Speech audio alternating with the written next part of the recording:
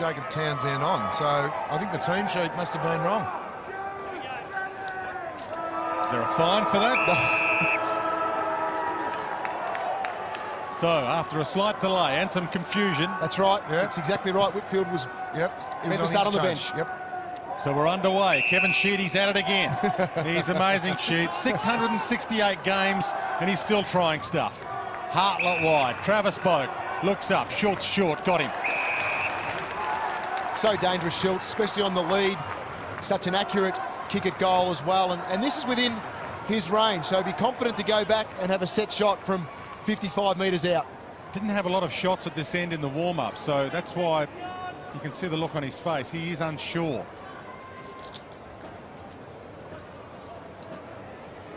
Just outside the 50. Strikes it okay, but it's across the face. Distance was not the worry. Well, you mentioned Kevin Sheedy coming up with some tricks, possibly, Dwayne, or is it the players not just reading the board before they ran out onto the ground? I always like to give Sheedy the benefit of the doubt with things like that. I think there could be a fine coming their way, though, Dwayne. GWS for Graham Allen, footy manager. Carlisle mops up his little mess. Boak, Schultz. Good lead there from Jay Schultz. And hands it off immediately back to Boak. Paul Stewart. Well, his direct opponent's Callum Ward. He's tagging Callum Ward and making him play as a defender, so it's a good start from Port. Westhoff inside 50, runs onto it. That was clever. He fumbled it into a better angle. No, it was magnificent. I think the tactics early, Dwayne, beautifully called. Callum Ward, he's been allowed to run his own race, Jono, on the half-back line. Ken Hinkley has got Paul Stewart tagging Callum Ward. So, and the best way to tag a player is hit him up, and they honoured the lead there on Paul Stewart. That's great, the fact, and that's what would impress Ken Hinkley the most, is they would have trained on that all week, and for that to unfold early in the game gives all players confidence. 25 possessions and 5 goals in the win against GWS round 2 this year. Justin Westhoff, he was the hot player then. They need him to be the hot player again. Fast start from Port Adelaide. You've mentioned that already, Spud, but an even faster start from Westhoff as well. It's important that he gets his game going early, and if he does, it's great for Port Adelaide, but he is able to get in behind the defence on this occasion. There's the lead up from Stewart you were talking about. Just stepped away from Callum Ward, who needs to put a bit more body on if he's going to play in that defensive end of the ground. And then an excellent kick. Westhoff worked up to the wing and then got in behind. So if he gets a fast start, look for him then to float to defence and be that extra at times as well. To Westhoff. Good lead. He really worked hard all the way from centre-half forward. And now O'Shea, coming off his best possession game of his career last week. He's in hot form. Ton of space, uses the full 15. He goes for home, and it's there.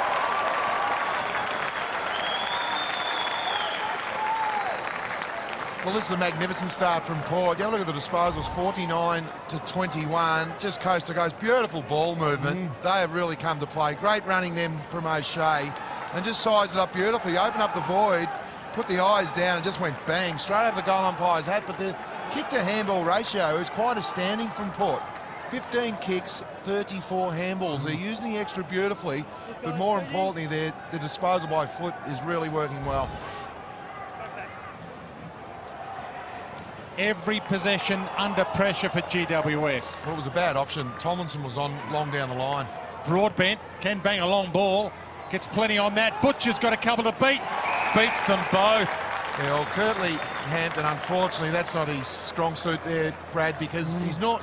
We love to see him run, but they've done extremely well here, Port, to take him back deep and get him in a contested situation. Well, Butcher was out the back of the contest, so he had to stay back with him, and Port Adelaide able to capitalise with a high ball in. And this is the kind of kick that gets his confidence back. He's been missing a few, but the Butcher's back. What's important for John Butcher as well, as you mentioned, Dwayne, because if he can get himself going and Schultz can play up further up the ground and they can rotate between centre-half forward and full forward, the two bigs for Port Adelaide, it's going to help their structure so much, especially with the smalls floating around. We've got Stewart down there today, Momfries is floating around in that area, and Hitchcock's the other one. So if they can get the ball into dangerous spots with their big men against opposition players like Hampton, they're going to take full advantage from that. Gives it up, a shield, gets it out of the area, and it might work. Great mark, Cameron. Magnificent grab. It's got Hoskin Elliott running for him. Just over his head, bouncing ball Honch tries to track him down. He slips him easily. Disaster for Port Adelaide, but that's exactly what GWS needed. It was a bit silly in the end because the kick, as you said, was just too late. Ebert pokes it to the pocket. Hitchcock, he fumbled that across. Good body spoil there. It was an excellent body spoil, Spud, but GWS have to be aware Port Adelaide are handballing off at every opportunity. When they mark the ball, they're feeding the runner. The men on the mark need to come back a little bit and look at the receiver just to try and stop Port Adelaide's run off half-back. Westhoff tried to flick back. Hitchcock hoped to pull a free from Scully, didn't get it. Westhoff to Boak, kickable by his standards.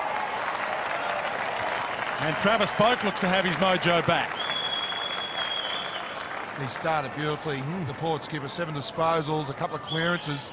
It's their work around the clearances, Jono. You talk about the handball receives, their setup. They've always got the release out the back. Really good pressure there from Port to hold the ball in.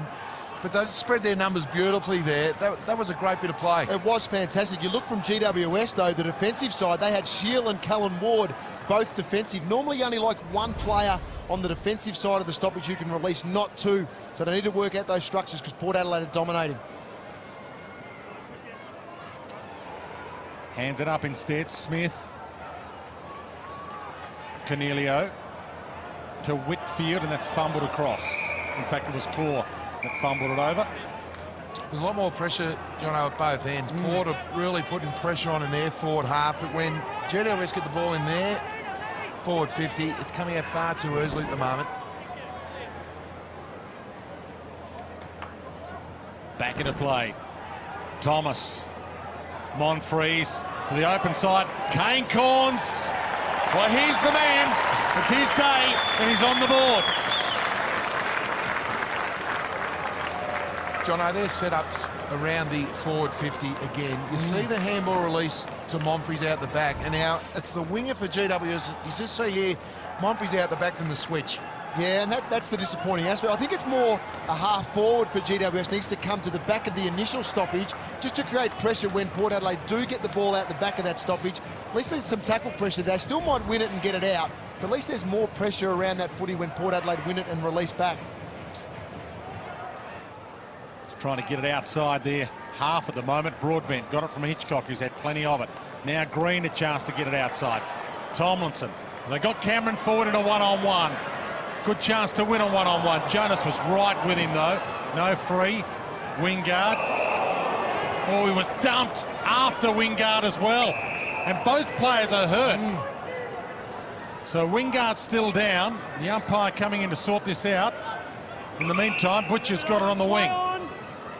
Running out of the centre bounce, nailed that opportunity last week. As we might get to you at ground level, there doesn't seem much talk in the GWS bench today. No, it looks it's definitely flat down here, boys. It's really noticeable from one bench to the other. Port Adelaide, they're very positive coming off the ground. A lot of talk, a lot of pats on the back. Oh, that's totally perfection. opposite. Look at that movement from defence all the way to Boak. Sorry, Baz, but that was the best Port Adelaide's moved the ball all day. Yeah, well, just to get back on Barry's point, Brad, it's all about intent. And the bubble on the boundary line from Port, you can see them in the game. GWS at the moment look a little bit listless and tired. You know, they were terrific last week against Geelong, played their best quarter of football in their short career, but Port, all the chocolates with them at the moment. So just 14 possessions last week, as I said, his worst game of his year, Travis Boak. And right now, it's not quarter time. He has 11 possessions and 2 goals. Great start from Travis Boak. Great start from Port Adelaide. And that's coming off the bye. So they're fresh coming into this game, Spud. And you got GWS, as you mentioned, coming off a big game. And look, it is tough. They would have been a lot sorer last week. During the week, recovery would have taken maybe that extra day or two to get over for some of these players, these young players from GWS. But that's a couple of times now we've seen Port Adelaide go to the outer wing and get that coast-to-coast motion going and able to score on the back of it. Core got there but tackled. Wingard, confidence, and he goes to Butcher in the goal square. Yeah. That was splendid. Well, it was great play. The GWS defence just caught spectating. Butcher was behind him. He had to touch and feel, then watch the ball. If you're standing directly in front of your direct opponent and you don't know where he is, the ball goes over your head, you're cooked. Wingard, so much confidence when he gets the ball to be able to assess the options quickly. And Butcher slams it home. And that hurts. Wingard's composure was excellent. It just took that bounce at the right time. So this is Cameron the other end. 5 Port defenders with Jeremy Cameron. The coaching staff do not allow him to fly one-on-one. Talk us through this, John. And then the result, ball up the other end of the ground, and Wingard could have blazed away from 50, had that composure just to take a bounce, assess the situation, had need on the inside as well, opted for Butcher in the goal square. Excellent work from Wingard. He's his own worst enemy sometimes, Matt Thomas, with his toughness. Causes himself so many injuries with his attack on the ball. Westhoff. Against Giles. Shorts to Boak. It's across the face, but it might bounce in play and be okay. Wingard gathers, shrugs Green, and he is class. He's gold class.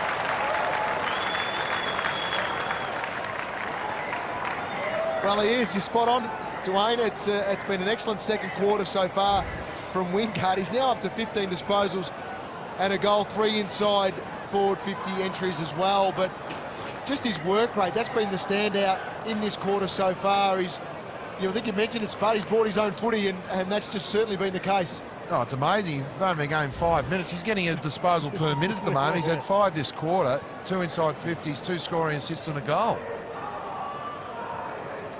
Stolen back by Hartlett. Not a lot to go to. Not sure who that handball was to. Hoskin Elliott rode the bump, gave it to Shield. They desperately need this. Post. Spears one inboard. Ollie Wines. Great vision. Logan, not a big goal kicker. Plenty of time to size it up and delivers. Sparkling from Port Adelaide. This is magnificent to watch, Port Adelaide. High risk, high return from Ebert's kick into the midfield to Ollie Wines. Have a look here. He looked up.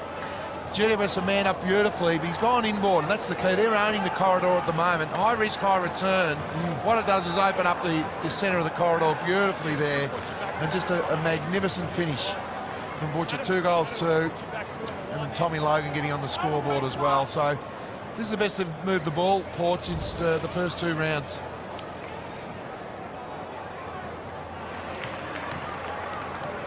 They need Core to get and go. He's got a paddock ahead, takes on Westhoff, got him. And got the handball away, but it's a turnover. Homsch. Great pressure, Westhoff. Good spot to go to. Loby's up, can't mark. Schultz, arms free. Hartlett almost shrugs the tackle, just gets a handball away in time. Reed bumps off one, caught by the other. Wingard, look out, spins around, kicks to the square, and it's still alive. Free kick. Monfrey's ball on the goal line. Well, Wingard again, just getting the ball to a dangerous spot. Monfrey's used his body well, and Aidan Core there it was pretty undisciplined in the end. Frustration it was. And this is starting to get ugly. 10 goals to 1. Well, they're starting to capitalise now, Port Adelaide. Work rate has been a key. Ken Hinkley will be very happy with that in the first half of footy. Here's the run here from Aidan Core. Changes direction there. Needs to go off the line one more time, Spud, because he had Westhoff beat. If he just goes off the line of the chaser, so make Westhoff move again, he actually gets a kick away on that occasion. Keeping that straight line run allowed Westhoff to get back into the chase, and therefore the result. The turnover footy, and Wingard involved again. And worked back well, Core. Gave away an easy free kick in the goal square, though. Scully to Ward. Green. Now Tomlinson's the man forward again. Makes a contest, but no one for the spill. Monfries. Jonas. Logan. Wingard. Schultz is really running hard for him. Hartlett might feed back onto this. Timber almost pulls it in. Schultz whips it back again. Hartlett again shrugs a tackle. Stand start from 50 and delivers. One of their most polished performances of the year so far. Well, it was Schultz who was the target once again with the ball going inside forward 50, and Tim Moore did a fantastic job here. It looked like the ball was going over the back. Hartlett had picked that, but Tim Moore got a hand to it, but Schultz back into the contest, creates the interception and a handball up off the ground, which was just a fantastic effort and then Hartlett all class from outside forward 50. There's a goal gone begging there. Yeah, and with 1 minute left on the clock, at least it would have given them some confidence, some momentum, some hope at half-time. Logan, and now Port could even steal one on the rebound here. Boak, 30-metre handball to Hartlett. Back to Boak. And there's a free kick downfield. It's going to Schultz against Tim Moore. Well, I was watching Schultz on that occasion because that's where the ball looked like it was going to progress to, and it was just his movement again. And Tim Moore's done a reasonable job in the first half keeping up with him at times, but it's just pure weight of numbers that have allowed this free kick to unfold and the space that he's able to work in Schultz. This will be an 11-goal margin at half-time if he kicks it. From directly out, makes the goal umpire work.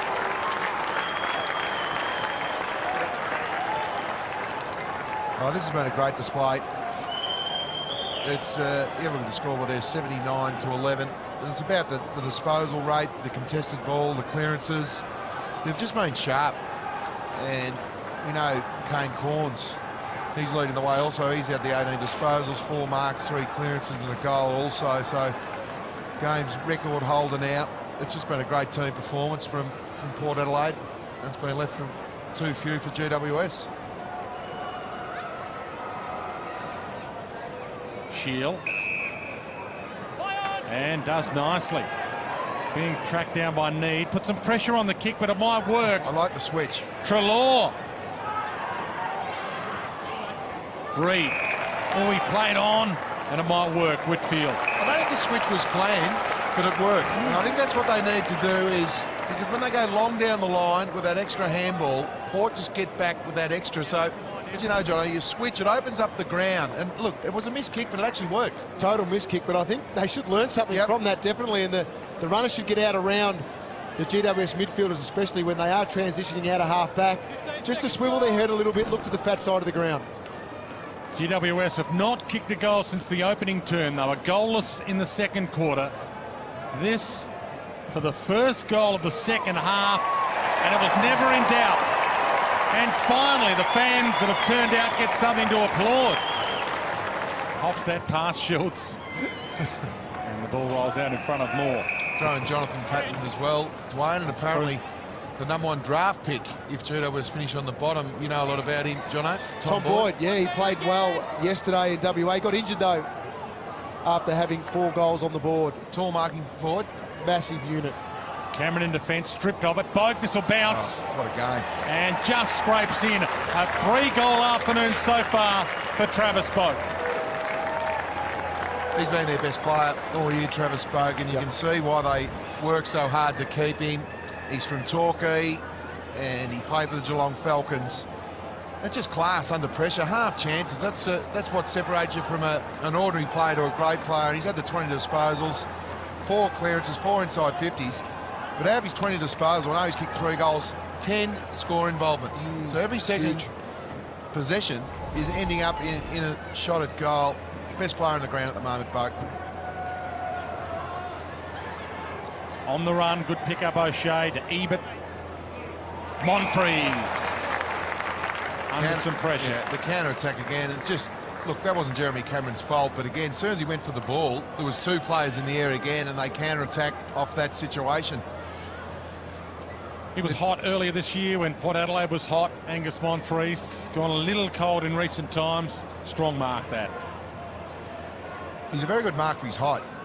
He's a very hard matchup when on song, Angus Monfries.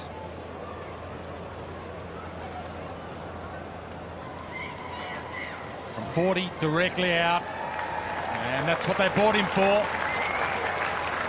Split the middle.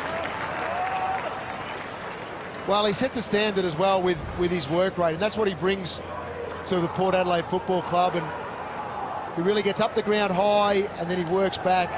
And you can see he'd be one player that's setting an example for a young player like Wingard, who would be learning so much from the experience of Angus Monfries. And he just positions himself well, and you look there, that's an excellent contested mark where Hampton was hot on his heels, but able to keep the eyes up, take a good grab.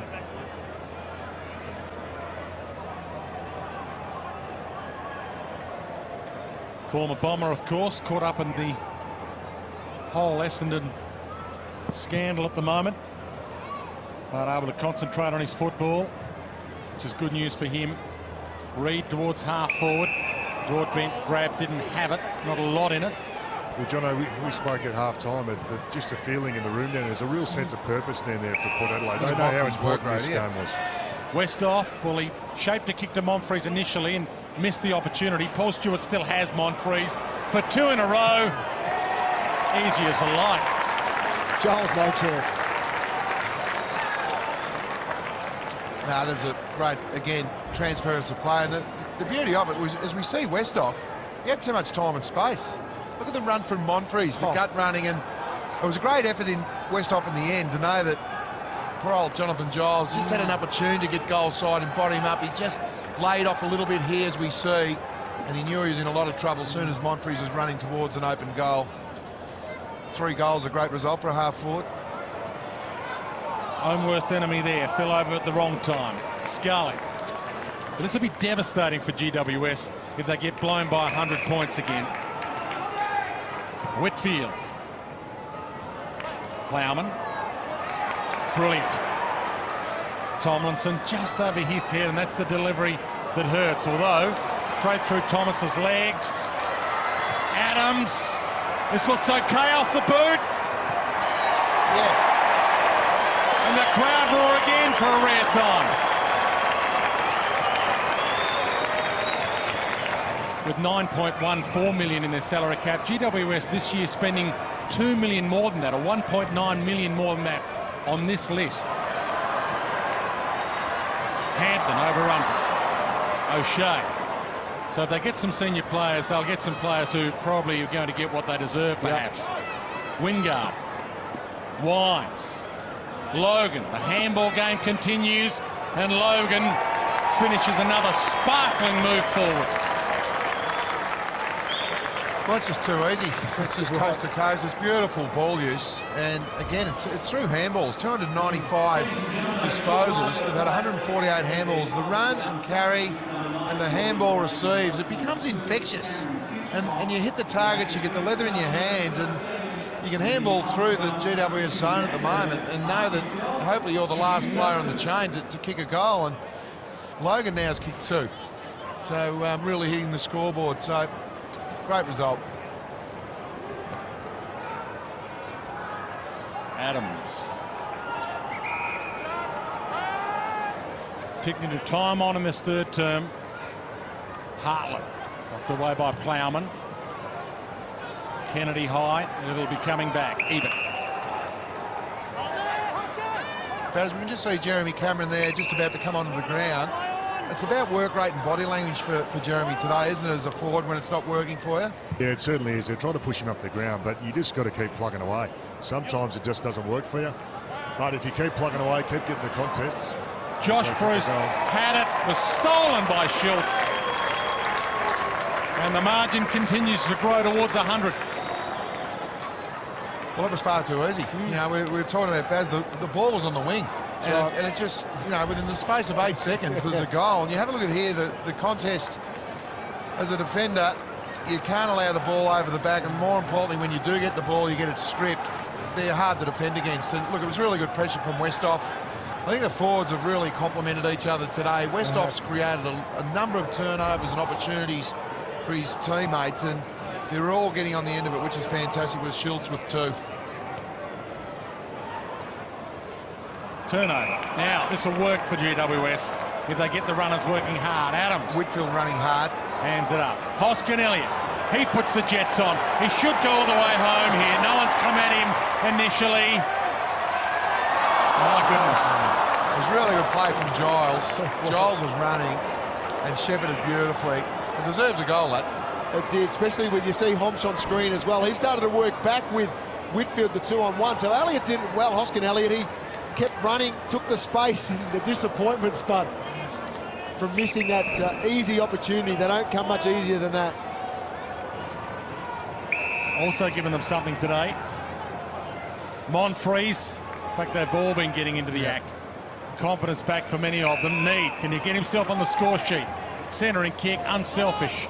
Schultz can't mark. Hartlett crumbs, uses some speed. Wingard. Just knocked away from Monfries. Butcher, O'Shea. Handball again. He deserves that. He's been outstanding all afternoon, Cameron O'Shea. He has 2. Yeah, I know Barry Hall has really loved his game. O'Shea up the half back line. You talk about the run and carry again. It's amazing how many inside 50s they've had, Jono. 54 inside 50s, and the run and hitting the forward 50, only the 15 marks. So that's still a good result. When I say only, because they've had a number of entries. The way they've ran at GW defence, there's no doubt a lot of sides will look at GWS now and look at the run on the outside to really try and hurt the younger players. Hoskin Elliott towards Cameron, and again Port Adelaide get the help. Logan, O'Shea, Homsch, untidy, turns it over. He's done that a few times. Good pressure, Tom Scully. He forced the turnover. To Treloar. Townsend, Kirtley Hampton, no left foot. Hoskin Elliott, and it works for Zach Williams, who kicks his first ever AFL goal. Green bombs it to half forward. Broadbent gets back to make a contest, but he's been good, Zach Williams, since coming on. Doesn't go for goal number 2. Cameron gets a free. Jonas into his back, and the crowd have something else to cheer. They need him to go back and nail this for his first of the afternoon. We need a little bit of luck, Brian. And the kick wasn't great, but the unfortunate part about it, Tom Jonas sprawled into his back, and the free kick was always there, as we see in the screen. Clipped heels? Yeah, clipped heels. He'd be disappointed about that, Jonas, because he would love a scalp to say, I've kept Jeremy Cameron goalless as a defender. That does hurt when you've actually been the guy that's actually been instrumental in him shooting for goal. He's got 31 for the season. Jeremy Cameron. Big 6-goal game against the Bombers, the best. Hasn't got one so far this afternoon. He has now. Which will be disappointing them a little, given they were so good against Port Adelaide last year. This was a winnable game for them. They built it up as their grand final. They played so well for 3/4 against the Cats here last week. O'Shea. But they've been a rabbit in the headlights from the outset. Port Adelaide has owned this game from the outset. Paul Stewart towards Schultz, uses the body. Superb. Well, it is superb. That's a great build-up. The run and carry the hands. It's only their 9th mark inside forward 50. Amazing. For 62 entries, which means that their style of play, what they've come in with, is run. Run at the GWS defence, the extra player, and then if there's an option on, give it. If not, extra handball for a goal. That was the reason they were so dominant in the first 5 rounds, was that pure run, especially off half back. For his 3rd. Makes no mistake. Port Adelaide's 19th. Yeah, well, Schultz doesn't miss those ones, Spud. You give him an opportunity 15, 20 metres out from goal, and he never misses. Well, we can see why they've had 182 handball receives. That passage of play there was 4 handball receives, all running towards goal. So they weren't the cheap ones to the defensive side. They were running towards the goal. In the end, opened up to someone 70 metres out, looked at the one-on-one, good option. Well, that's the challenge over the next month as well, isn't it? The fact to do this against quality opposition, which they're about to come up against. Corns. It's towed away by Williams. Cameron in a one-on-one. Homsch with him. Cameron should feed back. Didn't sit kindly. Still got the Jets. He loses a boot. Does a shimmy. Sidestep around the body. Would have been good. Oh, would have been great, Dwayne. Would have been fantastic, and just lost the footing for a split second there because he lost the boot. We'll see that flick up. Into there it goes. It popped straight off. Is it just loose? It just come off. Yes. Turnover. O'Shea.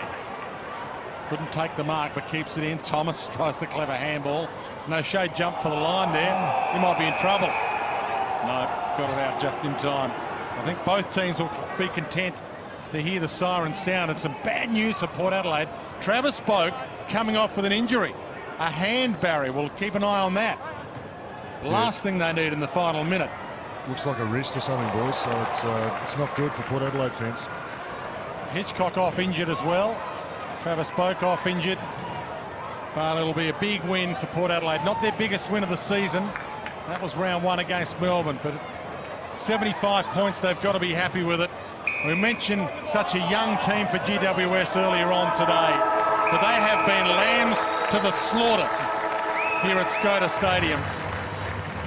Port Adelaide, with a 12-1 opening half, made a statement, and they are back on track for an improved 2013 and maybe even finals in 2013.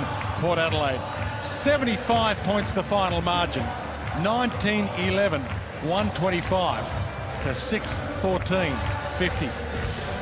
Dominant display, Dwayne, from Port Adelaide today, from start to finish. Their run and transition, we highlighted that a fair bit throughout the game today, and they were excellent. And even at half-time, when Barry and I were in the rooms for Port Adelaide, there was a real positive approach in there. They were strong in their voice with each other.